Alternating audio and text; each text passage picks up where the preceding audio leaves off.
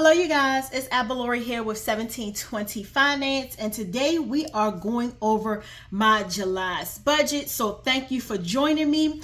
If you are new to me, or you don't know me, or you follow me a little bit, I am Abalori. I'm a board certified nurse of over 20 years. I've been in healthcare for a little over 30.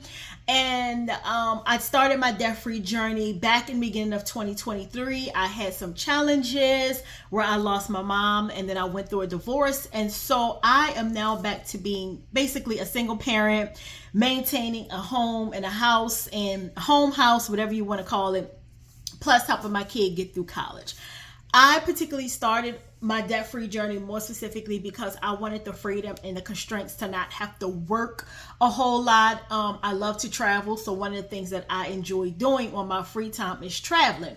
However, that has taken a backseat for the last 2.5, almost 3 years, because my goal is to get out of debt. And so today we are doing my July's budget setup. A few days ago, I did just kind of a look back for the second quarter of April, May, and June using my Notion planner template. So if you want to go take a look at that, I'll link that down in the show notes. But it was basically going over all of the plans that I have for those 3 months and anything that I have going forward into quarter 3 or Q3, as people like to call it. Also, within that Notion planner template, I also set up and draft a mock budget for what I hope will play out forward, but you never know. Life throws us a curveball. So here we are doing our budget setup for the month of July. I've already went in and did the pre-work. As you guys can see, I have my calendar here. Let me move my tablet out the way, tablet keyboard out the way. But here is my July's, there you go. July, I'm gonna have to pinch that in a little bit. Here is my July's calendar, and if it's not in the Zoom, please forgive me. I try to get as accurate as I can be. But here I have everything laid out of everything that needs to be paid. Mortgage, my gas, electric, my water bill, my YouTube TV, my internet service, car insurance. So anything pertaining to the household, that is what's on this calendar. And sometimes if I'm paying a bill, like a debt, I'll go ahead and just mark it on what day I paid it on the calendar as a reminder and a backup for just keep going. You did it, you paid for it, you notated it. It's kind of a win for me. So as we go through the month of July, we are again in, I got this, hold on. We're not in quarter 2, we are. Oh, well, I guess we are in quarter 2. I have to redo my quarterly worksheet. So we're probably going to skip over this because now we're in Q3. So I need to print off a Q3. But pretty much I will go off of this and just say everything worked out as planned for the month of June. Ooh, excuse me, guys. For the month of June, I was able to settle the debts that I needed to settle. I was eating out less. It was essentially a low spend month. I only spent on things that I needed. And then I was able to pay off my tolls and tickets. And I am done with this. So this is going to be filed with my Q1 stuff. But essentially everything worked in my favor. I'm going to go up here. This is going to be real live checking off stuff. So I was able to pay off 2 debts, and I actually paid off more than 2. You'll see in a minute. And then I have been posting consistently with my budget videos. So that is done. I do have $1K in savings. Technically, it's in my checking. I will move it over to my savings, but I'm using it as a cushion because I have some home things that I need to do. So this $1K may not truly be in my savings. So I'm going to leave that blank for right now. But essentially, this is going to be a whole new sheet that I'm starting. None of this is really going to cross over except for car repairs because everything has pretty much been completed. So eating out less, zeroing out home budgets, increase my work hours, and we'll get to that in a little bit. But it's only a few things that's going to slave over into quarter 3. And yeah, I forgot I had to print this out. Anyway, okay. So I always start with my mind goals for the month. It doesn't matter what month I am in. I am always cognizant of my mind goals and my month of goals. And so my mind goals for the month of July is continue with my daily prayer and meditation. Shameless plug, I have another channel called 1720 Faith. Where over there we do a lot of scripture study, a lot of a Bible study, a lot of journaling, and that's kind of where I house my faith stuff. So if you want to go over there and like that channel or take a look, I will link that down in the show notes as well. So daily prayer and meditation, which I always do. I alternate between Pilates, yoga, and weight training. So I am going to say that realistically, I have been on a more healthier journey. And this does coincide with budgeting, you guys, because you have to be able to keep a clear mind. You have to find a way to alleviate that stress that comes with debt burden. And so for me, working out is one of those things. I have always been a person that worked out. I've ran 5 half marathons. I was a former runner. I don't run as much. So I do now, to relieve any stress that I may have or feel, I'm doing weight training one day, Pilates or yoga. I alternate between weight training, and the next day I'll do Pilates or yoga. I'm forever walking the dog, so that's a permanent part of my wellness training, because I usually walk him about twice a day. But my mind goals to keep me sharp is just the basis of it is daily prayer and meditation for me. Financial goals is to continue to pay my house bills down to 0. That means all of my house bills pertaining to home, like mortgage, gas, electric, water bill. I want to keep those as close to a 0 balance as possible. I'm gonna be honest, sometimes it just gets certain bills will just get pushed back because my goal or what I need to pay will cause that, because some things I need to pay before I need to pay an actual home bill, and I skim on the side of let me push that home bill back. But I'm trying to get back to having a 0 balance, and pretty much I think it's going to work out, and I'll tell you guys why in a minute. Paying off two debts. Again, I'm going with the method of just paying off 2 debts. I don't have an order for how I'm paying off debts. Typically, I was always starting with the lowest to the highest. It didn't always work that way because, again, I had to fix a car. I have to maintain my home. Kid has college stuff, so it kind of fluctuates, but I try to do the snowball. But sometimes in that, I will do the avalanche. I will just go and pay a bill that's like 400 and something because I have the money versus a bill that's like 20. So yeah, it just kind of fluctuates. But either way, I'm going to pay off 2 debts. It's a financial goal, but it's not really it is a financial goal. I'm remodeling my laundry room. So caveat, you guys don't know, I've had a Samsung washer and dryer for 10 years, almost 10 years. The washer is going up. I've already got my gift certificate replaced from my warranty company to get a new washer. Now my dryer is starting to go up. We're noticing we have to tumble our clothes 2 or 3 times to get them completely dry. The people will be out on Tuesday. I'm hoping and praying he'll just go ahead and say, I'm going to go ahead and give you a gift card. It's going to be too much to try to fix it, and it's already 10 years old. Altogether, you need a new one. That is exactly what the guy told me with the washer. He was like, for us to replace the drum, replace some other, it's going to be a 2-person job. At this point, you've had this thing like 9 years. The next day, they sent me a gift certificate in the email. I printed it off. So I actually was waiting for my dryer to start to go up, because it didn't make sense to buy one and then you go buy the other, and they kind of sort of don't gel, if you know what I'm saying. Like I was going to go buy a 25 and now a 20 year washer that's 2025, but then my dryer is 2026. If I'm going to buy things like that, I'm going to buy it together, because chances are they're going to break together. That's just in my mindset. So my financial goals is just that.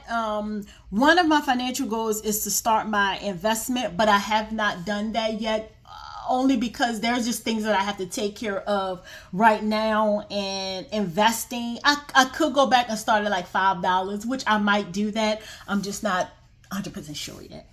So my scripture of the month is, God told Hagar to go back to your mistress Sarah and submit to her authority, Genesis 16:10. I was actually doing some Bible study yesterday, per this video. We're in July 11th. So I was doing Bible study on July 10th, and it was a story of Sarah and Hagar. And one of the things that I use enduring word for a lot of my Bible commentary and videos. And one of the things that he talked about and that he focused on was God told Sarah to go back to her mistress and submit to her authority. So he was basically saying, like, God is telling you, go back to the hard places, because in those hard places is where I will meet you and I will give you blessings. He was telling Sarah, go back to Hagar. Basically, in short, you're going to become pregnant, and that child that you birth is going to be the father of many nations. And so I kind of related that back to us in our situations when we are going through a tough financial journey. The first thing we want to do is we want to bail out. We want to take the easy road. We want to just walk away from everything and let the chips fall wherever they are. But in hindsight, sometimes it's better for us to weather the storm, to go through the difficulties, for us to come out flourishing on the end. And again, I will allude to that for me and my circumstances. I had to stay in the hardship of paying back debts that were left over from my divorce, because who else was going to pay it? I'm going to be honest with you. My credit was shot just because of bad decisions that I made helping, the next person, and they did not honor their part. So I chose to stay in the ditches and make those payments. And that particular thing was paid off months ago, like 3 months ago, I want to say, maybe 2 months ago. But I'm standing in the difficulties of finance, and God is going to see me through it. He's already blessing me through this. Each and every day, each and every week, I put forward to staying in the journey of becoming debt free. So I liken Sarah's or Hagar's story to my story, and a lot of you all's story, that sometimes we just want to bail out. But if we bail out and we don't stay, we don't know all of the things that God has in store for us. So that's it. So we move on to currently, this is my working budget as of July 11th, the day of this video. These are my current debts, totals, and things that I've already paid. And looking at this, I am actually proud of myself. I am proud that I've been staying in the trenches. I've been doing the work. And so we're going to get ready to talk about it. So if you guys see at the top, I alluded to a couple seconds ago that I'm working more. So I went back to the hospital that I worked for prior to my mom's passing. I'm actually in a different capacity, a different area. I did not go towards back to the position I had as a case manager. I am actually now on the infusion side of things. And because I have a love for home infusion, IV therapy, I decided to go and apply for an IV nurse, home nurse, and they accepted me back into the organization. And yeah, it's been going well ever since. And so this is why I have been able to maximize that and pay off debts. No jazz. Because I got my first paycheck from being back at the hospital. So I was grateful. I didn't think that I was going to get one. And then she called me and she said, we have your old checking account on file. Your deposit came back. So I went and I looked, and sure enough, it was my old checking account. So I just updated it and they resubmitted my stuff and I got paid. So if you want to know how I was able to pay off certain things, this is why. In addition to my hospital pay, I also work at a rehab facility that you guys may often see me allude to. That's the job that I work 3 p.m. to 11 p.m. I used to work night shift 11 p to 7 a. But now that I don't have to work that hour, my son is older, I work 3 p to 11 p. And I typically work 4 days a week there, maybe 5, but roughly 3 to 4 days. So I get daily pay. You guys have probably seen a video about me talking about daily pay. The rehab facility that I work for, they offer us daily pay. So usually we work our shift, and the next morning you wake up, you have money sitting in your daily pay account. You can either transfer it out or let it sit there until payday. For me, I actually transferred it out, and this is how I was able to pay down some of my debt. That's just what worked for me. It may not work for everybody, but it worked for me. I do still have my home IV patients. This is a PRN position. These two are PRN positions. My hospital job is currently part-time, but I'm thinking of doing full-time. But right now I'm part-time. So rehab and home IV are as needed. And home IV, one of the great caveats is this one pays the opposite week of this. So like yesterday, Friday, I got my check for my home IV patients. Next Friday, I'll get my check from the hospital. And actually, my rehab job will actually pay the same week as my hospital if I choose not to take out the money. But this is how things has been working for me. This is how I have been able to pay off my bills. And you might say, Abalori, why are you choosing to only work? Why are you choosing to work 3 jobs? You guys have to remember, when I left my full-time job, I had my hospital job and the rehab at the time of my mom's passing. I left the hospital job, as I told you guys, because it was stressful and I couldn't deal with that stress and then the stress of losing a parent. My rehab job was the job that I worked as needed. So I stayed at that one, and that was my primary source of income up until I decided to do home IV therapy. That's how I ended up with all 3. And because I love the home IV therapy, I love the company, I like the people, I'm choosing to stay there. And again, this is what's propelling me to pay off my bills, you guys. And pretty much with these 2, I don't have to work if I don't want to work. I can choose to pick up hours. This one is roughly 24 hours a week. So even if I go work 3 days a week there, I still have 4 days off. So y'all do the math. I'm just telling you what works for me. My monthly goals for this week in terms of my bills, again, to pay off my monthly bills to a 0 balance, continue to work my hours, and to eventually set up my investment accounts. All right, that was a mouthful. So I have all my bills laid out here, and as you guys can see for yourselves, this is everything that... All right, so bills. Mortgage is due, I didn't put this down. Technically, my mortgage is due 7/31/26. I always pay my mortgage at the end of the month, because I just pay off all my other bills, and then at the end I just go ahead and pay my mortgage. Everybody does things differently. That's just how it works for me. Now that I've picked up my job at the hospital, I'm probably going to go back to just paying my mortgage bi-weekly, splitting it in half. And usually when I split it in half, I do a little more than what's required. But 7/31 is going to be paid. 7/8, I looked at the balance today, it's $393. So I actually am going to pay this next Friday. I just didn't write it down as of yet. Columbia Gas is $15. I went ahead and just went on and made a payment. And if you guys don't know, I have budget billing with these 2.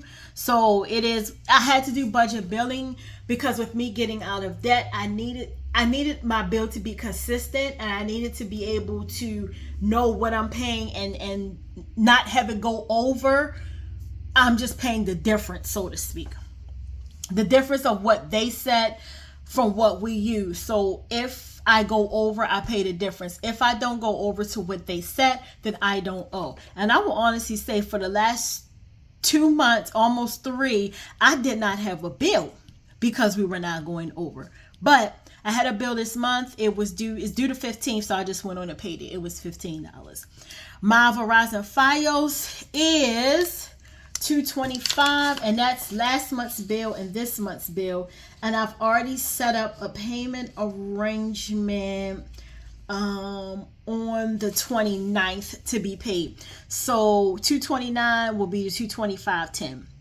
HRSD is my water and sewer company. I have to pay this amount by 7:30. More than likely, I will pay this on the same day that I'm paying my FiOS because that's just how it's going to roll. Vivint Alarm my balance was 200. This is kind of one that I just let it accumulate. It's one that's something, it's crazy. It's like $60 a month. And sometimes I go 3 or 4 months and just let it do what it's going to do. So today when I looked it up, it was $200.07. I went on and paid the past due of $132 even, and that's paid. So whatever the difference is between the $200 and the $132 is what I have left to pay. Home Shield is my warranty company. This is the company that has paid for my washer. I'm getting a brand new washer with a gift card, and also I'll probably be getting a brand new dryer. I'm hopefully with this warranty company, they'll just go ahead and just let me get a new dryer.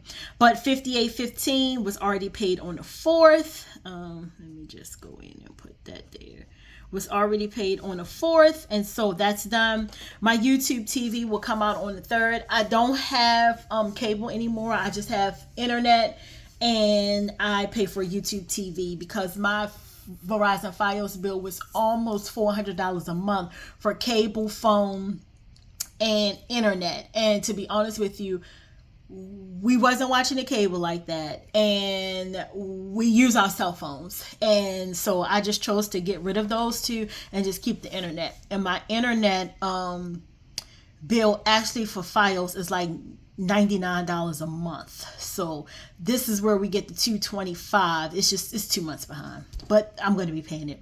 YouTube TV again, $82.99. That'll come out auto pay. Let me put A here. Auto pay. I think I'm going to set this up for I think I'm going to start setting everything up for auto pay now that I'm back consistently working at the hospital. That way I won't have to worry about anything being late or cut off. My Verizon sale is $7.39. Don't be alarmed, you guys. If you guys don't know, or you really haven't had a chance to get to know me or follow me, my dad is currently in Africa.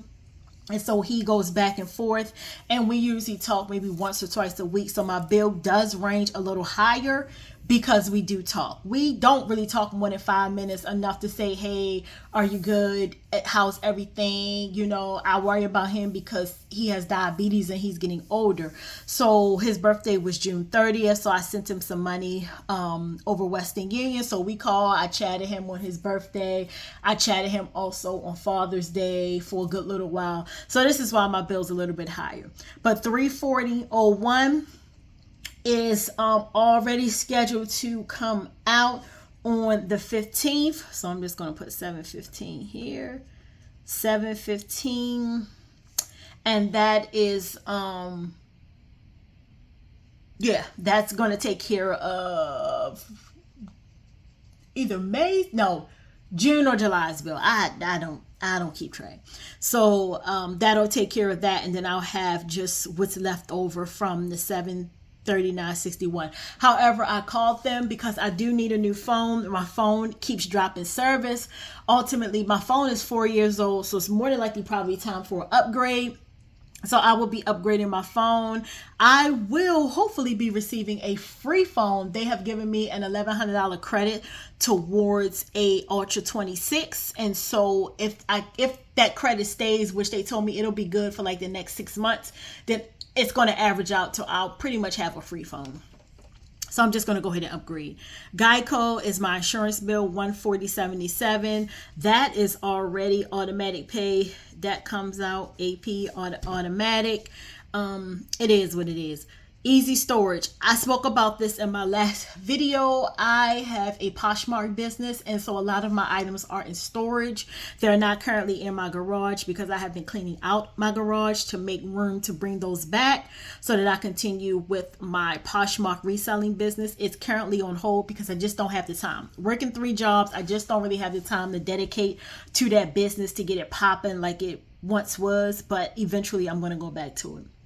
Gerber Life. I do have I have one Gerber life insurance policy. I actually need to call them because I noticed the other day that the amount is different. So I'm going to call them Monday to get the actual amount of what I'm supposed to pay, probably increase my policy, and just kind of get what the new due date and the new payment will be, and I will lock that there. And then I'm also thinking of adding one more insurance policy to the picture.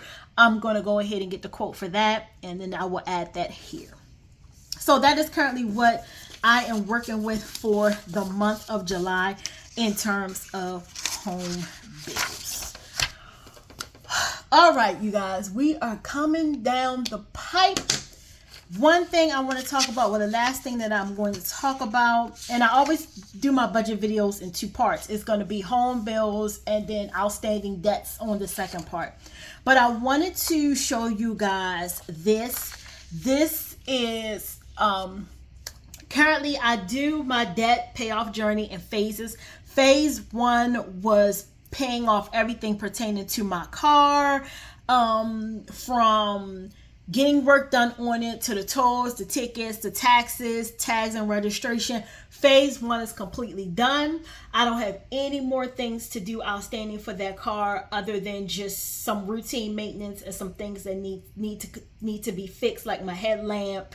I got some sensor lights that are on, but things of that nature. So in terms of getting my car back straight with the state and stuff like that, I did the last thing yesterday, 7/10, was I finally renewed my tags, registration, and all of those things in a total of $104.25. I was so happy. I was budgeting $200. But I was able to get my tags for 3 years, which is a blessing to me because that means I don't have to renew this car for the next 3 years until July of 2029. So I have 3-year tags. So with that being said, the total amount that I paid for phase 1 of all of my, whatever you want to call it, I think this might be a little higher, but $1,145.96 is what I had to pay. Phase 1 is done. It's out. It's just done. I don't have to do anything. It's done. It's done. I don't know what to say. It's done. It is done. So I have been in my shell. I have been basking in my glory. I have just been thanking God. Finally, the first big phase of my debt-free journey is complete. It is over. It is done. I am elated, and I'm just happy. So I just want to let you guys know that this is what it originally looked like. And I think it was more than this. I think at one point in time, y'all, I had 2 pages of debts. I had 2 pages. If I go back, hold on, you guys, for a second. If I go back to, yes, you guys. So back in my previous debt, okay, let me do something real quick. If I go back, you guys, I actually had 2 pages of debts. I sure did. I had 2 pages of these outstanding debts. And I'm looking now. I had 2 pages of these outstanding debts. Let me see.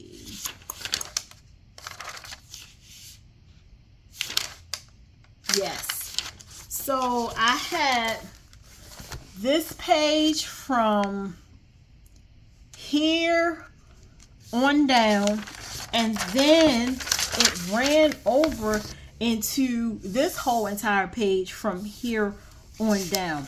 So I had 2 pages at one point, you guys, of outstanding debts. And I just wanted to show you guys again encouragement, because I have been in this thing since 2023, the almost the end of 2023, like September, October of 2023, and here we are now in July of 2026. So almost 3 years, you guys, I have been in this debt stuff. So again, encouragement to just keep going no matter how challenging it may be. So as I alluded to, the 2 pages that I just showed you guys, plus this page, is completely done down to this. And as we speak, I was waiting for this. I am actually going to go in and cross off, will highlight this one, because the other day I paid my HOA fee in the amount of $372. So this is done. This is paid. This is done, y'all. And just I highlight because it just gives me it just allows me to see, dang, you did it. Like, you did, not you did it, God did it. So I like to just see the work that He has bestowed upon me. Like, I 99.9% of Him. Well, no, 100% of it was Him. I don't know what percentage I would give myself if I could, but just knowing that it's done. Like, it's absolutely done. So I'm going to take my carry over, once I add this up for what I paid all together, which is the $1,144, but I have to add in these 2. Even though these 2 aren't car fees, I'm still going to add them in. And then what I'm going to do, once I add this in, subtract what I need to subtract, that'll be my starting balance over here. And then month ending carryover is what I will have left to pay going into the month of August. Whew. All right, you guys, that is it for this video. The next video, we are going to be talking about the rest of the outstanding debts, where I am, my totals, all those good things, and me starting my investment portfolio tracker. So I'm going to be putting down here the 3 or 4, I think it's 4 retirement accounts that I have. And so I'm just going to be putting some information here. Yeah, just kind of update that and walk you guys along in my journey with that. And so that is it. With that being said, thank you guys for tuning in. As I say always, if you have faith the size of a mustard seed, tell your financial mountain to get up and move. It will move. All you need to do is have faith the size of a mustard seed. And if you know anybody who's going through their debt-free journey, they're looking for some motivation, inspiration, and some aspiration, please invite them to join us over here at 1720 Finance. If you will be so kind, like, share, give me a thumbs up, comment, and again, just let me know where you are in your debt-free journey, and hopefully this is some inspiration for you to continue your journey. So until the next video, I'll see you guys later. Bye.